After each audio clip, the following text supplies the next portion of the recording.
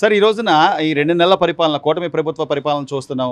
చంద్రబాబు నాయుడు గారు అసలు ఎక్కడ కూడా ఖాళీగా ఉన్నట్లు ఆయన చిన్న కుర్రోళ్ళలాగా పెన్షన్లు పంచే విధానం దగ్గర నుంచి కూడా ప్రతిదీ సమీక్షలు చేస్తున్నారు. అమరావతి అంటున్నాడు, పోలవరం అంటున్నాడు. ఆయన పరుగులు ఇలా ఉంటే జగన్మోహన్ రెడ్డి గారు మాత్రం అసలు ఆర్థిక విధ్వంసం జరుగుతుంది. ఎప్పుడు బయటకు రాని వ్యక్తి ఈ రోజున ప్రెస్ మీట్లు పెట్టి గంటన్నర సేపు మాట్లాడుతున్నారు. ఎలా చూడాలి, ఏంటి తేడా వ్యత్యాసం? జగన్మోహన్ రెడ్డి అనే వ్యక్తి చంద్రబాబుని విమర్శించడానికే వచ్చిన ప్రతిపక్ష నాయకుడిగా వచ్చాడు కానీ మరో విధంగా కాదు. ఎందుకంటావా, జగన్మోహన్ రెడ్డి పాలనలో మనం ఎన్నడూ చూడని విధంగా సిపిఐలు కానీ సిపిఎం వాళ్ళు కానీ మిత్రపక్షాలు ఎవరన్నా ఉంటే హోదాలో ఉండాలని విమర్శిస్తాం, వాళ్ళ హక్కు. వాళ్ళని ఏదైనా మాట్లాడచ్చు, వాళ్ళు చేసే బాధ్యత హోదాలో ఉన్న వాళ్ళది. జగన్మోహన్ రెడ్డిని గురించి ఏదన్నా మాట్లాడితే నైట్కి నైటు జీబొస్తాం, పోలీసులు వేసుకెళ్తాం, వాళ్ళ అరికాలు కోటింగ్ ఇస్తాం. అట్లాగే వాళ్ళ ఎంపీ రఘురామకృష్ణరాజుకు జరిగిందిగా, చూశారుగా. మరీ ఇంత పాలన మీరు మీడియాగా ఉన్నారు, మీరు ఇటువంటి పాలన కూడా ఎక్కడన్నా చూసారా? ఎవరన్నా మాట్లాడగా ఎట్లా మాట్లాడతారండి? ఈ రోజున చూస్తే ప్రకటన చేశాడు, నా ఇంట్లో ఎలుకలు పట్టిస్తానికి 1,39,00,000 అయినాయని చెప్పేసి పేపర్ ప్రకటన. ఎక్కడి నుంచి ఎన్ని ఎలుకలు పెట్టితే నీకు 1,39,00,000 అయినాయి? ఇటు చూస్తేనే ఉన్నా ఎవరు నమ్ముతారు? ఇటు చూస్తేనే ఉన్నా మందు సీసాల్లో ఎలుకలు లారీలో దూరి మందు సీసాలు లాగేసినాయి అన్నారు. అటు చూస్తేనే ఉన్నా మరి ఉడతలు తీగలు వైర్లు కొట్టేసినాయి అంటున్నారు, తేనెటీగలు రథాలను కాల్ చేసినాయి అంటున్నారు. ఇది ఏ విధంగా నమ్ముతాము? ఎవరు నమ్ముతారు? అందుకని చంద్రబాబు నాయుడు మరి గెలుస్తాడన్న ఊహతోనో ఎట్టనా కానీ జూలు విప్పి దూకిద్ది ఎల్లో సింహం అన్నట్టు ప్రజలు ఒగ్గబట్టుకొని ఉండి ఆగి అరాచకాలన్నీ చూసి గుప్పిట్లో పెట్టుకొని ఓటు అనే ఆయుధంతో సమాధానం చెప్పారు జగన్మోహన్ రెడ్డి. కానీ అదే జగన్మోహన్ రెడ్డి ఏమంటాడంటే, ఈ రోజున నేను ఆ పథకం అని ఈ పథకం అని బట్టలు నొక్కాను, ప్రతి అమ్మ పేద అక్కల అందరికీ వేసాను, వాళ్ళ అభిమానం అంతా ఈ రోజున ఏమైపోయిందో తెలియట్లేదు. వాళ్ళకి తెలుసుకండి ఏ బటన్ నొక్కేది, ఎక్కడ మీరేం చేసేది, ఎట్లా చేసేది, ఎలా తిరిగి వసూలు చేసేది మొత్తం తెలుసు. ఇప్పుడు ఈ బూతుల మంత్రి కొడాలి నాని ఉన్నాడు, వంశీ ఉన్నాడు, ఈ మరి అనిల్ ఉన్నాడు, మరి రోజా ఉంది. వీళ్ళందరూ ఏమైపోయారు? ఎన్ని మాటలు చెప్పిన వాళ్ళు, జగన్ గొప్ప దెబ్బ అన్నోళ్ళు ఏమైపోయారు? వీళ్ళందరూ ఎక్కడికి పోయారు? ఏరి చెప్పరు ఇప్పుడు?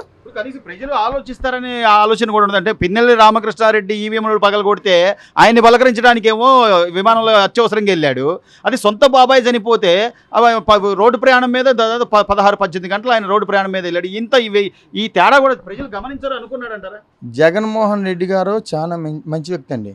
ఎట్లా అంటారేమో, బాబాయిని చంపినప్పుడు అవినాష్ రెడ్డిని అరెస్ట్ చేస్తానికి వెళ్తే లా అండ్ ఆర్డర్ ప్రాబ్లం వచ్చింది. అదే చంద్రబాబు నాయుడు గారి మీద కేసు పెట్టి నంద్యాల నుంచి అరెస్ట్ చేసి తీసుకొచ్చినప్పుడు రాజమండ్రికి ఎన్ని గంటలు పట్టింది? ఒకసారి మీరు కూడా ఆలోచించండి. అసమంటి ప్రతిపక్షాల హోదాలో ఉన్న చంద్రబాబు నాయుడు ఇన్ని 9-10-12 సంవత్సరాలు ముఖ్యమంత్రి చేసిన వ్యక్తికి లా అండ్ ఆర్డర్ అడ్డురాంది అవినాష్ రెడ్డికి వచ్చింది. అరెస్ట్ చేస్తానికి వెళ్తే వాళ్ళ నాన్నకు బాగోలేదని, వాళ్ళ చిన్నమ్మకు బాగోలేదని, వాళ్ళ తాతకు ఇది ఒక న్యాయమా? ఇది ఒక ధర్మమా? సో ఎన్ని చూసే మ్యాండేటరీగా జనాలు 9-11 సీట్లకు కూర్చోబెట్టారు కదా. 11 సీట్లకి జనాలు అదే చెబుతున్నా కదా, జనాలు ఓటు అనే ఆయుధంతో మా మావయ్య అన్నాడు అసలు సింగల్ నెంబరే వద్దన్నాడు. కానీ ఎట్టగొట్ట 2 ఒకట్లు ఇచ్చారు. 2 ఒకట్లు అంటే 11. జనాలు తెలుసు 11 సీట్లు గెలిచారు కాబట్టి కనీసం ప్రతిపక్ష హోదా ఉన్నా లేకపోయినా అసెంబ్లీకి వెళ్ళి ప్రజల తరపున మాట్లాడాల్సిన బాధ్యత అయితే ఉంది. అసలు నువ్వేమన్నా ఆ రోజు నీకు 23 సీట్లు ఉన్నాయి, నేను 5 సీట్లు తీసుకుంటే నీకు ప్రతిపక్ష హోదా కూడా ఉండదు. చంద్రబాబు నాయుడు ఏంటి చూస్తున్నా, నీకు ప్రతిపక్ష హోదా కూడా ఉండదు అని అన్న వ్యక్తి ఈ రోజున 11 సీట్లకి వచ్చి నాకు ప్రతిపక్ష హోదా కావాలంటే నీకో న్యాయం ఆయనకో న్యాయమా? చూడండి ఎక్కడైనా సరే ప్రతిపక్ష హోదాలో 11 సీట్లు నీకు ఉండాలిగా. మీరు అన్నట్లుగానే ఏంటి అన్నారండి, మీరు 36 మంది మీద కేసులు పెట్టారు, ఏదో చంపారు. మరి గవర్నర్కి నువ్వు లేఖలో ఏమి రాసా? 32 అని రాసావు. అంటే మీ లేఖలో ఎన్ని రాస్తారు? గవర్నర్కి వచ్చింది ఒకటి, మీడియాలో అనిత గారు అడిగారుగా, చెప్పమంటున్నారుగా.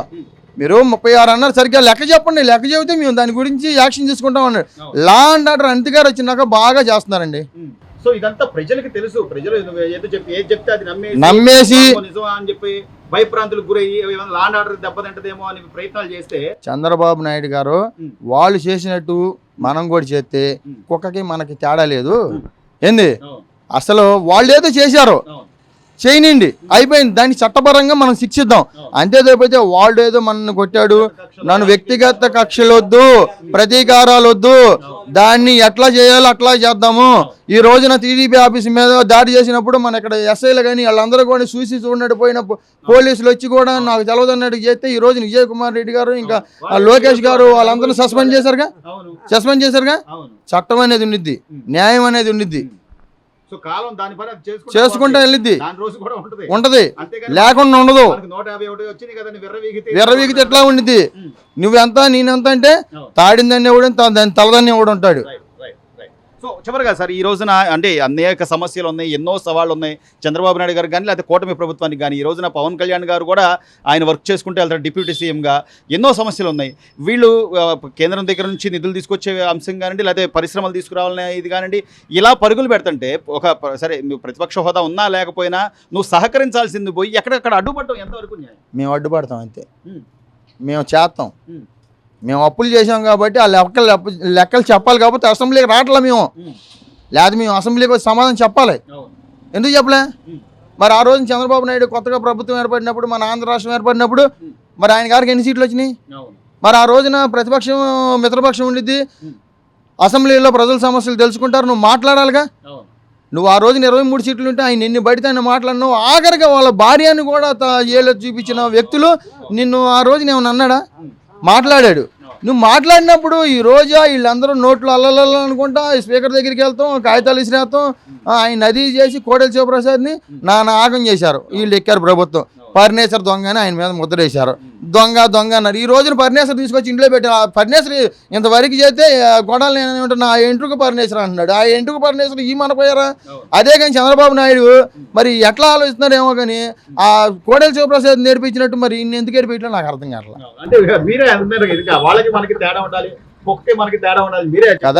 కదా. అసమంటోడు చంద్రబాబు నాయుడు, అసమంటోడు లోకేష్, వీళ్ళు మానవతా దృక్పథంగా వెళ్దాం అంటున్నారు. కాబట్టి ఇంతవరకు ఇన్ని ప్రభుత్వం వచ్చినా కూడా ఇంతవరకు గొడవలు లేకుండా ప్రశాంతంగా ఉందంటే అదే కానీ వైసీపీ వచ్చినట్టు ఈ పారికి ఎన్ని అల్లర్లు, ఎన్ని విధ్వంసాలు. ఒక్క రకంగా చెప్పాలంటే మాచర్ల దగ్గర జై తెలుగుదేశం అన్నందుకు, జై జగన్ అని అంటే జై చంద్రబాబు నాయుడు అన్నందుకు పేక్ కోసింది ఆయన్ని, రాజీ చంద్రయ్యని. మరి అటు కర్నూలులో అలాగే చేశారు. ఇలాంటి ఇంకెన్నో కోపలు జరిగాయండి. ఈ చెప్పరుగా ఇప్పుడు అఖిలేష్ యాదవ్ వెళ్ళాడు, అతను తెలియదు కదా. ఇప్పుడు మన ఇంట్లో గుట్టు మనకు తెలుసు. నేను బయటికి వెళ్ళి వేరే వాళ్ళు వస్తే నేను ఇట్ట సంగతి అని చెబుతా, అతను నమ్ముతాడుగా. అతను వెళ్తున్నాడు, పక్కన వాళ్ళు అడుగుతారు అసలు ఎఫ్మెంట్ వ్యక్తి అని. ఆడు అంత దుర్మార్గులు లేదంటే అఖిలేష్ యాదవ్ తలకే గొక్కొని వెళ్తున్నాడు కారులో. మొత్తం మీద అంత పిచ్చోళ్ళు అయితే కాదు, ఆంధ్ర ప్రజలు అంత అమాయకులు అయితే కాదు. అందుకనే కదా 11 సీట్లు కప్పు చెప్పింది.